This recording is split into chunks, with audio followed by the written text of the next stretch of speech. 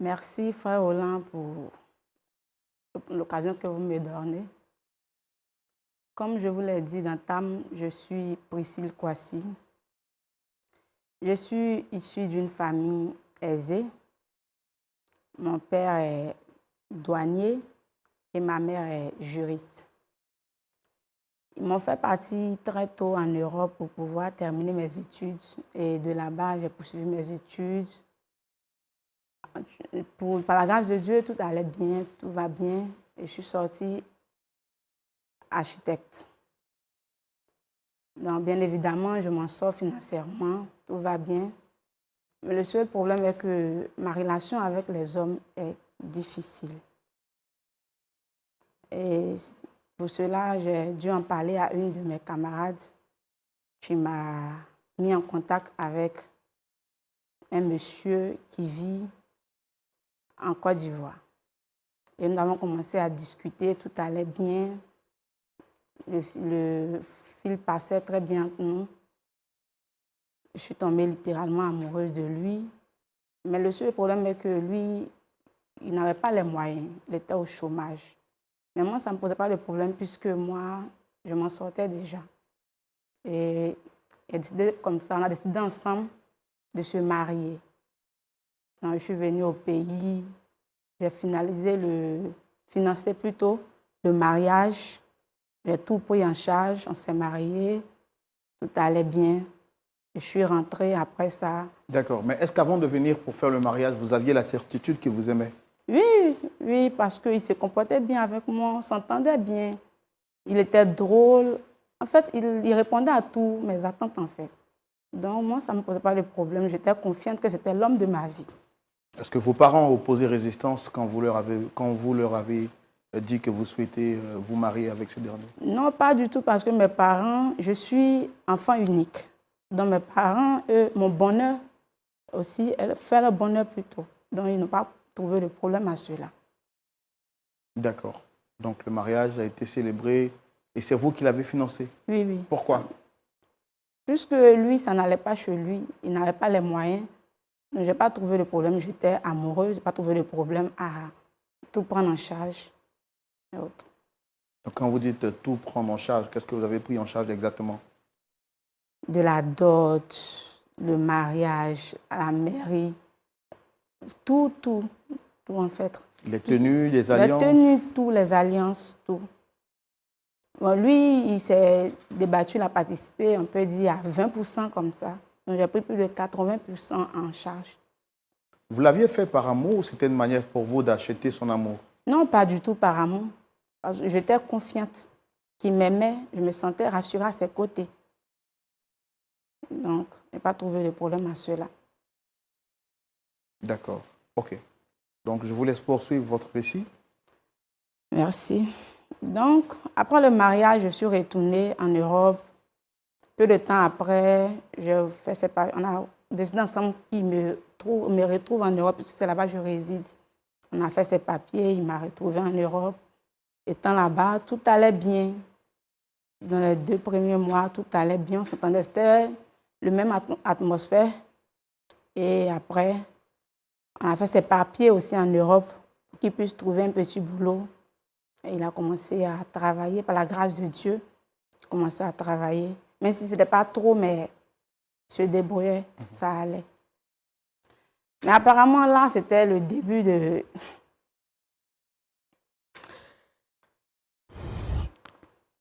Le début de tout, de la tristesse, en fait. Parce qu'il a commencé à changer d'attitude, son comportement a commencé à changer. Il découchait, il n'était plus attentionné comme au début, comme je l'ai connu, comme l'homme dont je suis tombée amoureuse.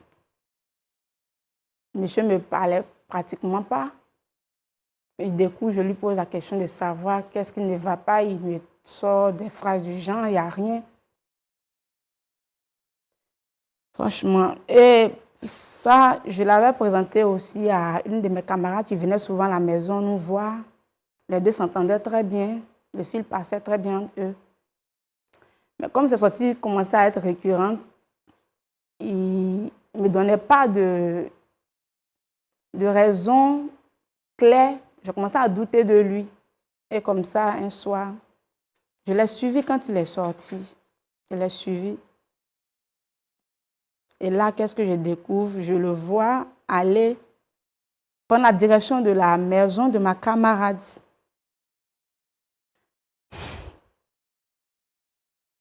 Je l'ai suivi jusqu'à là-bas. Et qu'est-ce que je trouve? Mon mari avec ma camarade dans une position pas vraiment... En fait, il me trompait avec ma camarade. Et au lieu de s'excuser, monsieur se fâche. Il rentre à la maison.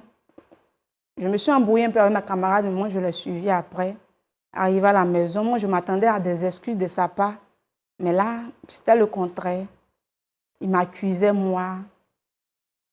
Il n'avait pas d'argument solide, en fait. De quoi vous accusait-il exactement? Du genre que moi, je n'avais pas raison de le suivre. Pourquoi moi, je le suis? Pourquoi je m'avais fait... il m'avait me disputer avec ma camarade. C'était tout le contraire de mes attentes, en fait. J'attendais à ce qu'il s'excuse.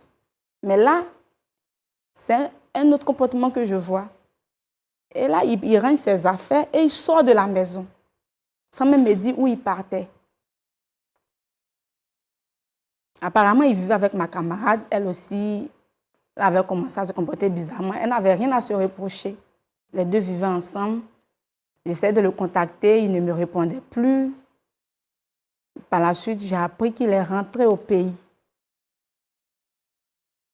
Il est rentré au pays, je suis revenue, je l'ai rejoint, essayé d'arranger les choses. Je suis passée par nos familles, nos amis. Il ne veut rien comprendre. Il dit qu'il ne veut plus de moi. Actuellement, il m'a même envoyé les papiers du divorce. Le problème est que je l'aime. Malgré tout ce qu'il m'a fait subir, moi, je l'aime. Et ça me fait souffrir. Mais lui ne veut rien comprendre.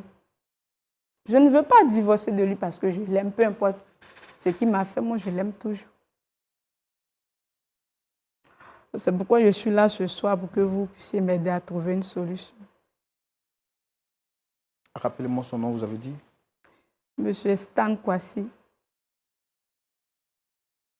Depuis que vous êtes entré, est-ce que vous avez pris attache avec lui? Vous avez échangé avec lui par téléphone ou bien par une rencontre en visu? Oui, quand je suis rentrée, puisque je l'appelle, il ne décrochait pas, je suis passée par des amis, par nos familles, ils l'ont convoqué, il est venu, c'est sur sa position du genre. Lui, il ne veut plus de la relation, il veut divorcer. Il était catégorique sur sa décision. Jusqu'à présent, c'est pareil. Là, je ne sais plus quoi faire. Et vous l'aimez, mais vous l'aimez, donc vous ne voulez pas divorcer? Non, non, je ne veux pas. Je ne veux pas divorcer parce que je l'aime. Comme je vous l'ai dit, c'est l'apparence qu'il m'a montré au début. Je suis tombée amoureuse de lui, mais malgré tout, je l'aime toujours. D'accord. Merci beaucoup, Dame Kwasi. Pasteur Tchoumou. Oui, Roland. C'est ce qu'on vient d'entendre.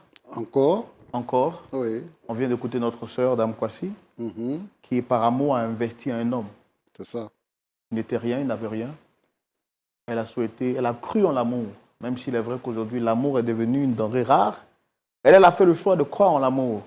Au-delà de croire, elle a voulu manifester les signes de l'amour et donc a fait venir ce dernier-là de l'Afrique vers l'Europe, investissant assez d'argent pour le billet d'avion, pour son séjour, jusqu'à ce qu'il puisse trouver de quoi faire, parce qu'elle a investi aussi de l'argent pour faire ses papiers. Ayant donc la nationalité, il va lui montrer son vrai visage, lui disant qu'il ne l'aime pas. Ce qui est plus grave, il va même sortir avec sa meilleure amie. Et aujourd'hui, décide d'abandonner celle qui a tout fait pour lui, on va dire. C'est un niveau d'ingratitude qu'on va appeler pro-max. Mais bon, on a entendu la jeune dame, il est aussi important pour nous d'entendre le monsieur en question, parce que la vérité se situe, comme la Bible le dit, après avoir écouté les 2 ou les 3 parties en présence. C'est ça. Alors, on va recevoir notre frère Kwasi avec la permission du pasteur Tchoumou, sous vos applaudissements, bien sûr.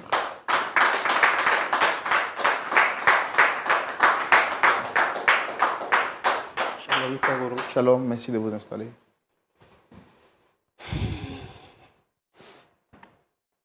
Soyez les bienvenus. Merci, frère. Vous allez bien? Oui, ça va. Ça va très bien. Vous avez un très beau look.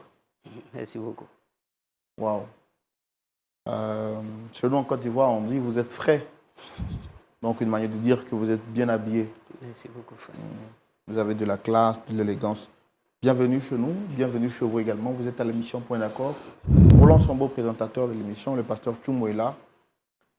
Une troisième personne avec nous sur le plateau, pour ne pas dire une quatrième, en prenant en compte le pasteur Tchoumou.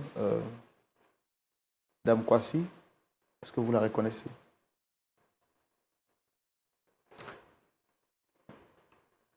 Si même je suis assis ici, c'est à cause de votre respect. Sinon, je pense que moi et elle, il n'y a plus rien à se dire. Je l'ai connue, mais c'était dans le passé. D'accord. Ça fait combien de temps aujourd'hui que vous la connaissez?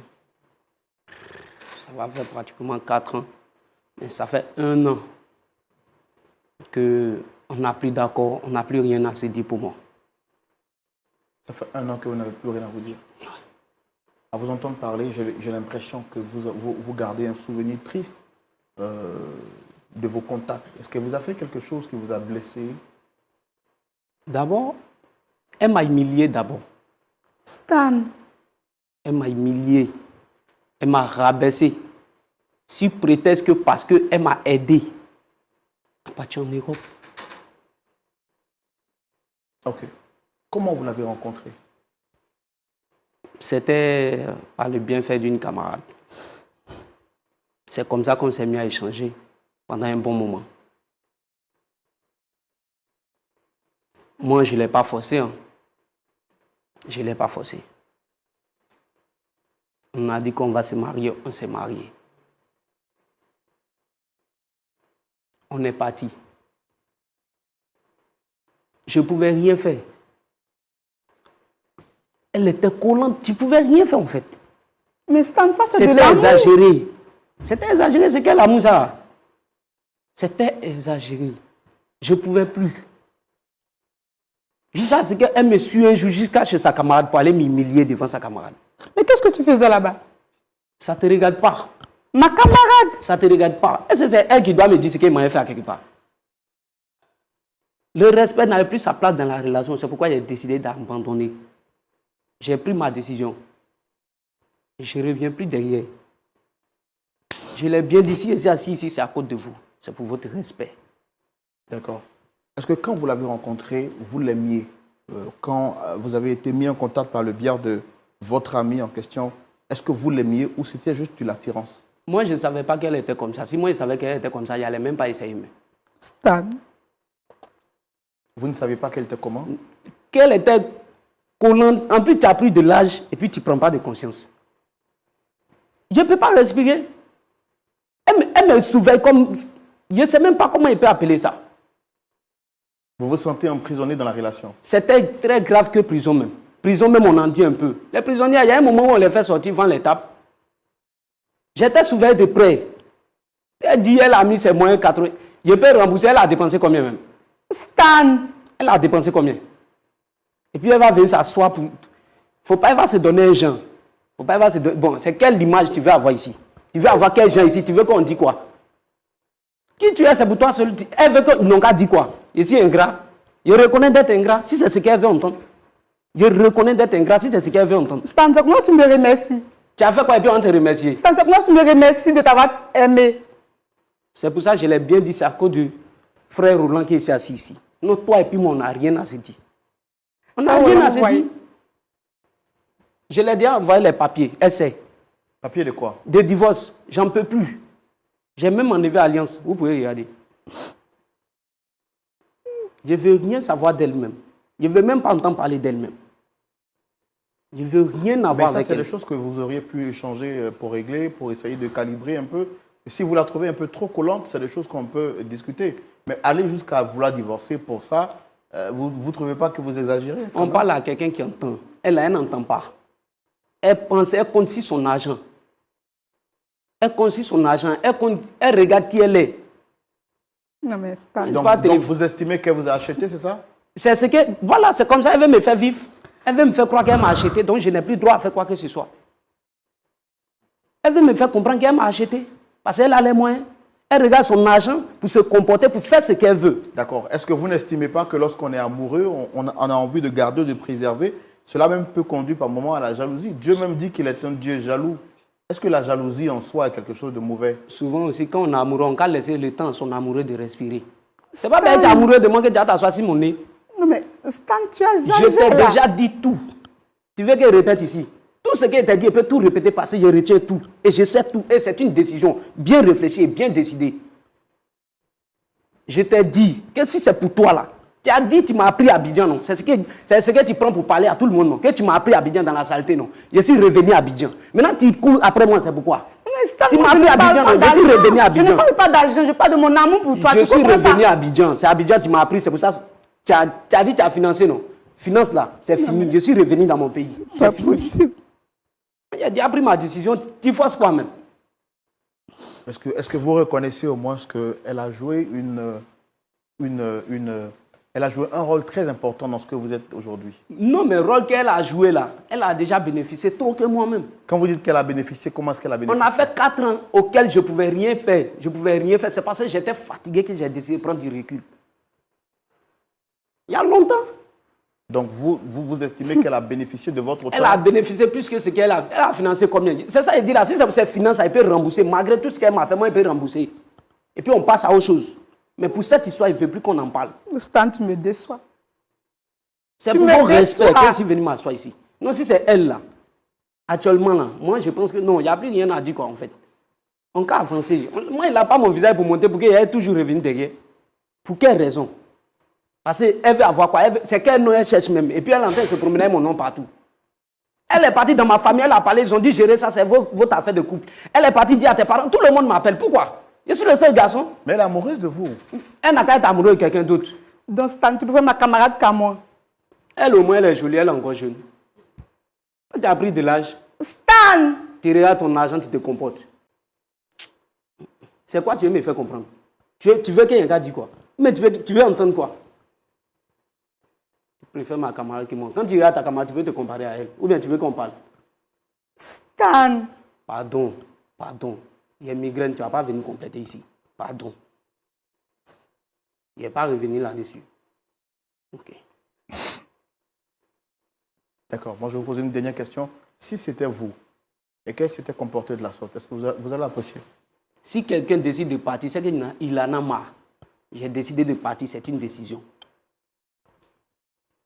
J'ai décidé de partir, c'est parce que j'en ai marre. Alors, je ne suis pas en train de juger votre choix. Pourquoi avoir pris la décision, même quand vous voulez partir, de ne pas brouter quand même un peu très loin? Vous êtes venu dans son pâturage et vous avez pris sa meilleure amie. Pourquoi? C'est l'amour. C'est l'amour. Moi, je ne sais pas comment c'est venu, mais c'est venu con. Et puis, actuellement où c'est arrivé là, c'est déjà arrivé. On ne peut plus reculer. Elle n'a qu'à chercher une autre personne. C'est elle qui a les moyens, c'est elle qui sait parler gros français. C'est elle qui sait financer. C'est pas elle qui vous a dit qu'elle a financé. Elle a dit aussi prêt à rembourser son argent. Donc je pense qu'à ce niveau-là, on a déjà fini, même il n'y a plus rien à dire à ce niveau. Maintenant, si elle veut là, elle n'a qu'à chercher une autre personne. Et elle financer les mariages si elle veut. Stan, à ce point-là. Mais Stan, tu es ingrat. Je t'ai dit, il ne faut pas me parler. Tu complètes, il y a une migraine, il ne faut pas compléter. C'est pour ça que je t'ai dit, il ne faut pas me parler. Parce que vous voyez. Il ne faut pas me parler, il faut me laisser comme ça. La vie, c'est un choix, j'ai fait un choix. Point. Ça, c'est ma décision, c'est la décision d'un homme. J'ai décidé, j'ai pris ma décision. On était en France, elle pouvait vivre. Ou bien tu fais comme si tu ne sais pas ce que tu m'as fait là. Ou bien tu veux comme... Si tu fais, il y a parlé. D'accord. Dites qu'est-ce qu'elle vous a fait pour dire qu'elle vous privait de liberté? Parce qu'aujourd'hui... J'étais surveillé partout. On dirait qu'il y avait une caméra de surveillance 6 mois. Même mon téléphone était contrôlé. Même les esclaves se reposent. Vous étiez mis sous écoute, c'est ça? J'ai dit, je ne pouvais rien faire même. C'est pourquoi j'ai dit, c'est une décision que j'ai prise. Non, c'est trop vague quand vous dites que vous ne pouvez rien faire. Je ne pouvais rien faire. Il y a quoi? Mon appel était si écoute. Quand je sors, je dois dire où je vais, à quelle heure je viens. Elle doit commander taxi aller-retour. Stan. Tout ce que je faisais. Et puis quand j'étais là-bas, au début, elle me menaçait que si tu t'as mise, il y a trop de choses. Je dis, si je veux rentrer dans les profondeurs, on ne va pas quoi? Qu'est-ce que vous disiez? Si tu t'as mise là, et on dit quoi? C'est moi, je fais tout ici. Actuellement, tu ne fais rien, c'est moi, je fais tout. Si tu t'as mise, moi, je peux te laisser et puis je vais passer à autre chose. Aujourd'hui, je lui ai donné l'occasion, l'opportunité, la gloire qu'elle cherchait pour passer à autre chose. Je l'ai donné aujourd'hui. Elle a dit qu'elle pouvait passer à autre chose, non? La gloire, ce qu'elle cherchait pour passer à autre chose, elle a ça aujourd'hui. Entre ses mains. Elle n'a qu'à saisir. Madame, est-ce que c'est vrai que vous lui faisiez des menaces ou du chantage quand il était arrivé en Europe pour les premiers mois? Frère Roland, je ne me reconnais pas dans tout ce qu'il dit. C'est juste des arguments qu'il invente pour pouvoir se justifier. C'est juste que tu as honte de dire la vérité. Avoir honte de quoi? Tu as honte de dire la vérité? Qui tu es là? Il faut dire ça. Il ne faut pas cacher. Dis ça au pasteur. Qui tu es là? Il faut dire. En tout cas, moi, je ne me vois pas. Les papiers de divorce que j'ai déjà donnés, je ne me vois pas en train de pas y retirer pour dire qu'il me filme ça là. Moi, il ne danse pas dedans. Si c'est ça là, chaîne de CD. C'est rouillé, j'en ai assez écouté. Et puis actuellement, ça ne peut plus passer, ça ne prend pas même. Je suis déjà à Abidjan, ici, c'est chez nous tous. Je me suis retourné chez moi. J'étais en France parce que c'est toi qui m'avais fait partir. Maintenant, ici au pays, ici chez moi. Et tu veux que je te dise ça comment? D'accord. Merci beaucoup. Merci beaucoup. Monsieur Stan Kwasi, merci. Pasteur Tchoumou. Oui, Roland.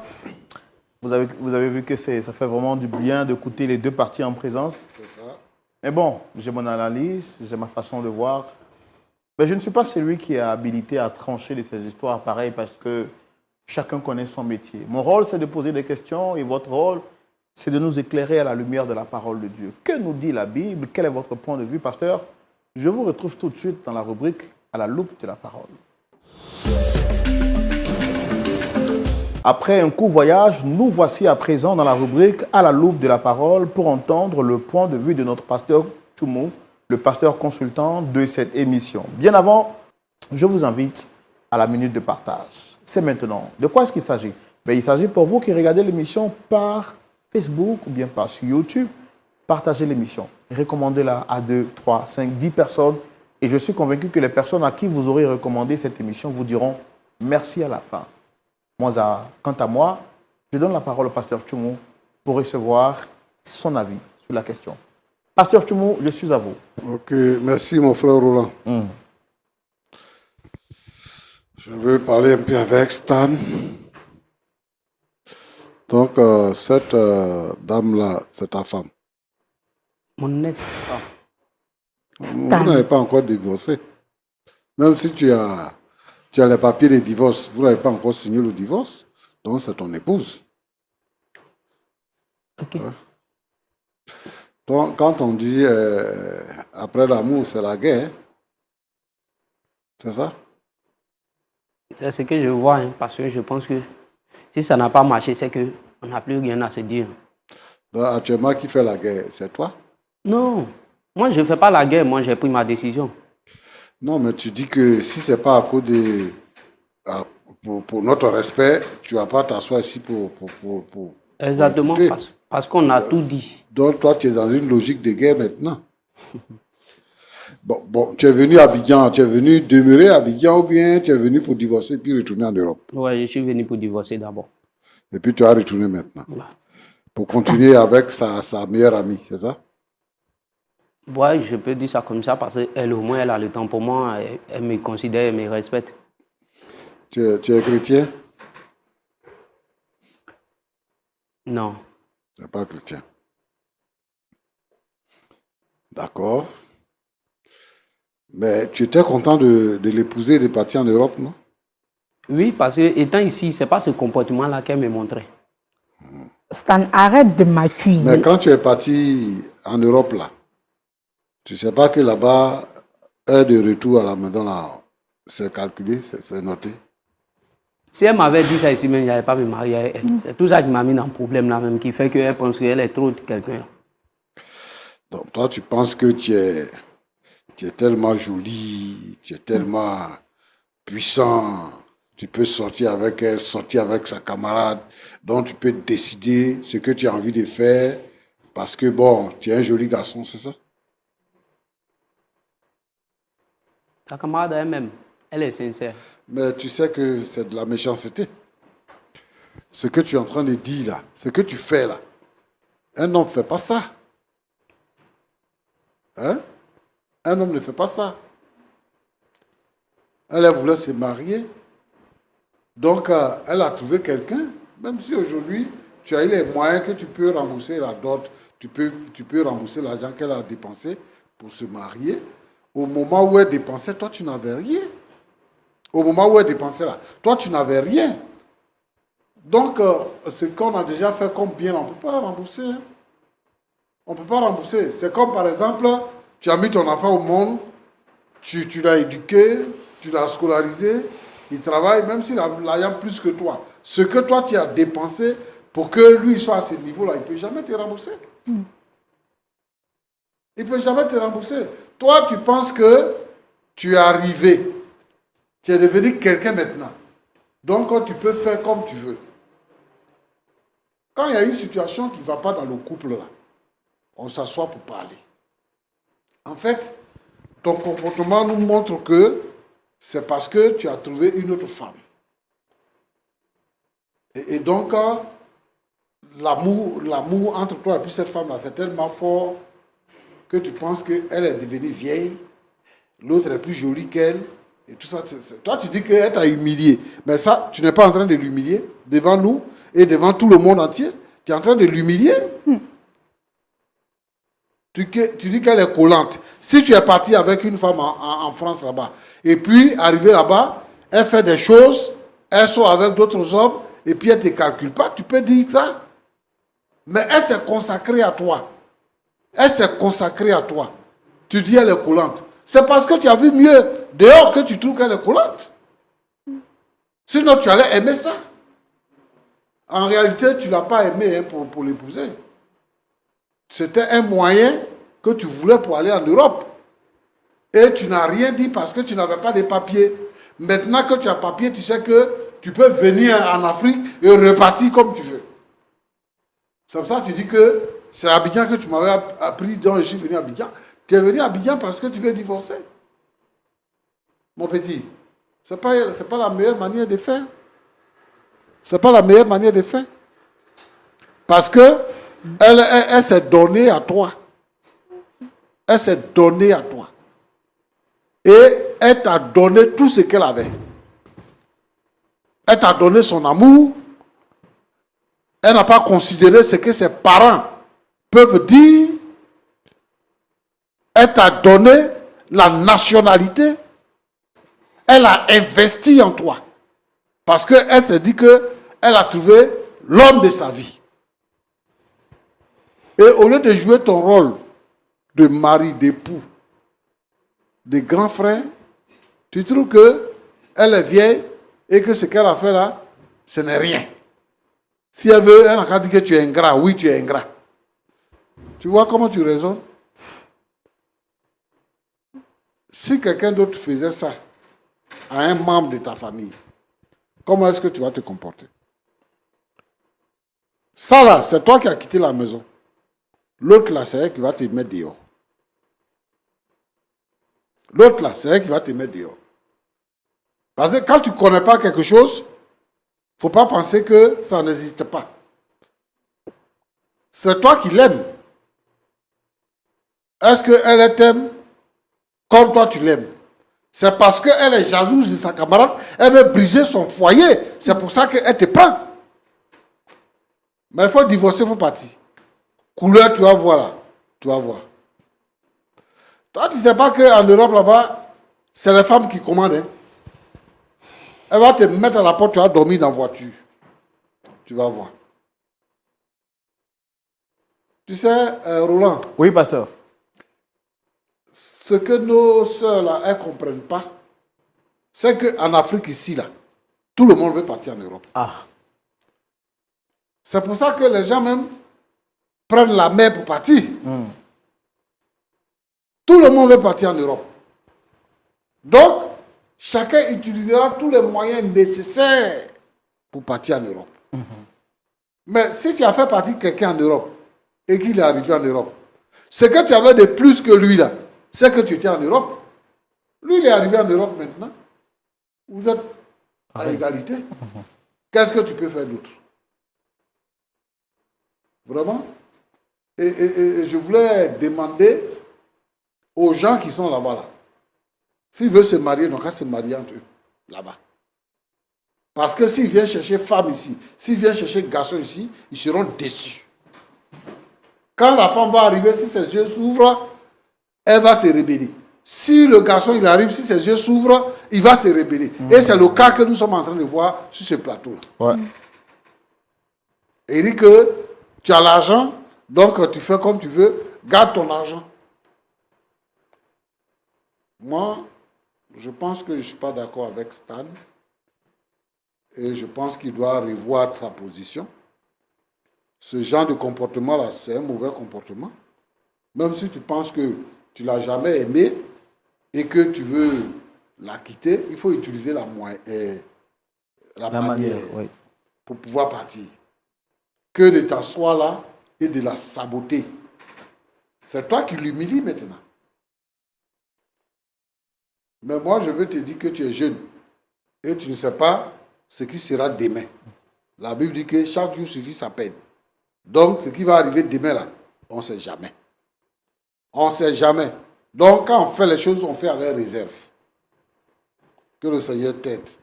Je pense qu'il n'est pas tard. Tu peux revenir sur ta décision. Il faut considérer les faits. Elle a payé son billet, elle a abandonné son travail pour venir, toi, te rencontrer, pour que les choses s'arrangent entre vous. Et je pense que si tu es sage, il faut considérer ça pour que vous puissiez régler la situation et que tu puisses retourner avec elle. Considère que ce que tu as fait avec sa meilleure amie là, c'est un faux pas et que c'est un piège que sa meilleure amie t'a tendu pour briser votre foyer. C'est ce que je peux te dire. Ma fille. Oui, pasteur. Priscille, c'est ça? C'est ça. Bon, je sais que ça ne va pas, donc je ne vais pas te demander si ça va. Mais je vais te dire, Yako. Merci. Souvent, quand les parents parlent, là, les enfants doivent écouter. Mais quand vous avez l'âge et que vous pouvez sortir avec les garçons, vous pensez que vous êtes devenu même chose avec nous.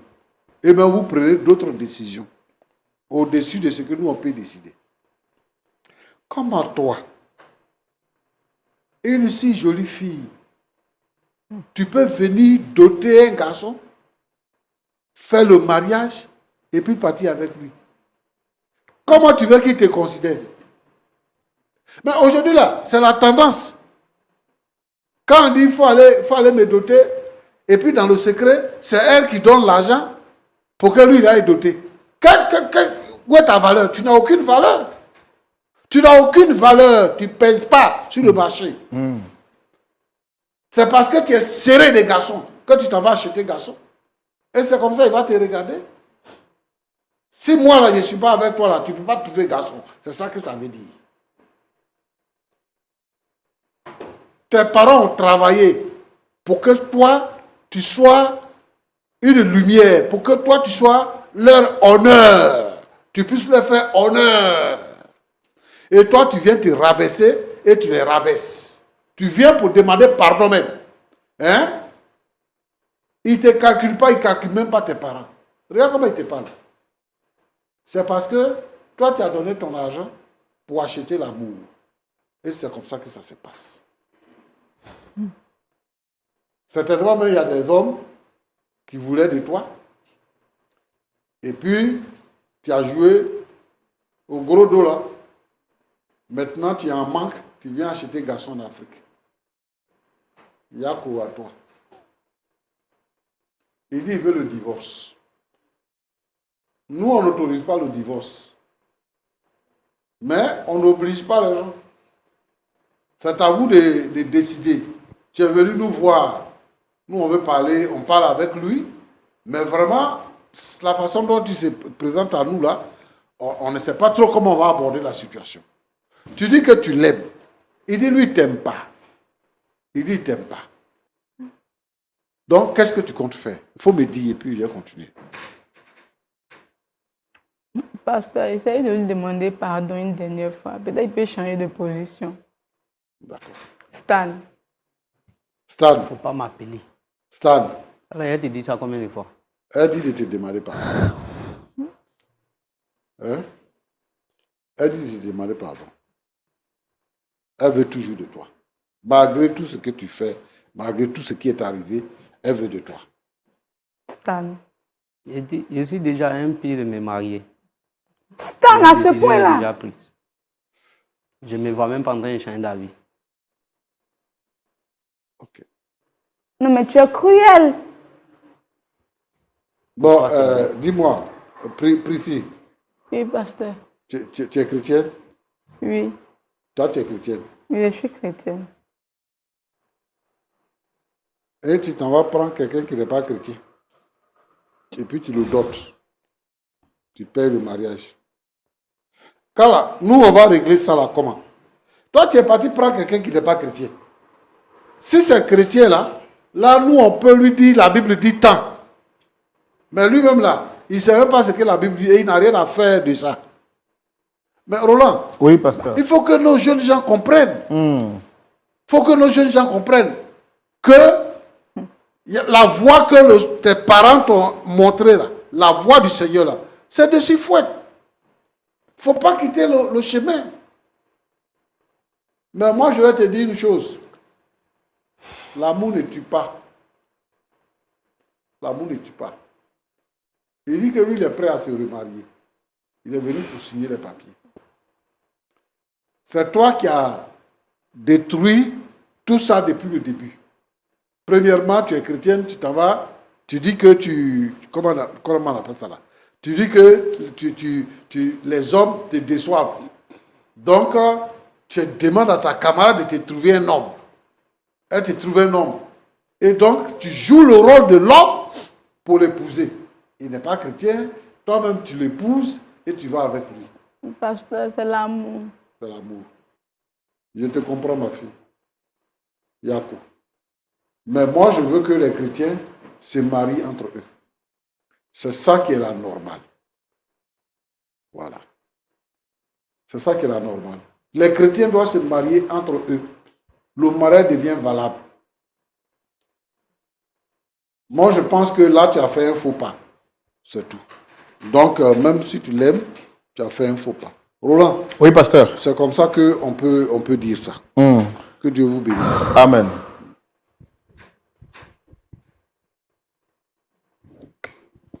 Vous avez entendu le pasteur Tumon, vous avez entendu aussi chez Stan Kwasi. Qu'est-ce que vous avez à dire pour la fin?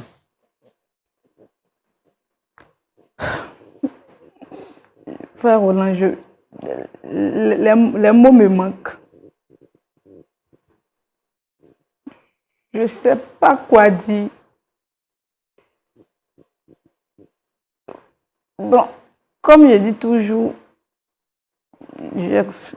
on peut tout forcer dans la vie sauf l'amour. Donc, si Stan reste sur sa position, qu'est-ce que moi je peux dire de plus?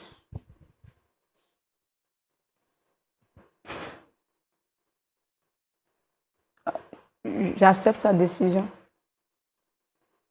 Stan, Oui, frère Roland. vous avez dit que vous êtes venu sur le plateau par respect pour nous. Le pasteur Tumon vous a parlé. Quel est votre mot de la fin?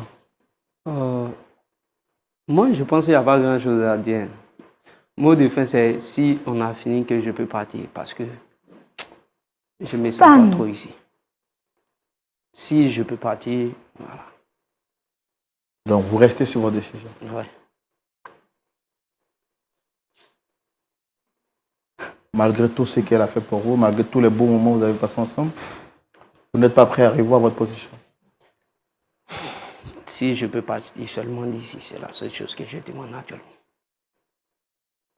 D'accord. Pasteur Tumon, on peut le recommander à la prière, peut-être aussi des gens qui vivent la même situation. Priez pour eux. Merci. Notre Dieu, notre Père, Seigneur Jésus. Le diable attaque le mariage. Et Seigneur, aujourd'hui, les divorces se multiplient. Avant, il n'y avait pas de divorce. Quand quelqu'un est marié, il est marié. Mais dans ces temps qui sont les derniers, le diable s'est déchaîné contre l'institution de la vie commune. Et Seigneur, je veux te prier pour tous les frères actuellement qui sont en difficulté, qui sont au bord du divorce. Seigneur, notre Dieu, c'est devenu une mode. L'Occident nous a contaminés et l'Église est en difficulté. Seigneur, notre Dieu, permet que le divorce soit banni, que les cœurs se rapprochent. S'il y a des différends, permet que les uns et les autres puissent les régler au nom de Jésus. Seigneur, voici le problème de Stan et de Prissy. Seigneur, s'il te plaît, tu peux toujours faire quelque chose parce que le divorce n'est pas encore prononcé. Alors que je suis en train de prier, touche le cœur de Stan et permet que, Seigneur, la réconciliation soit possible. Au nom de Jésus, Amen. Amen. Amen.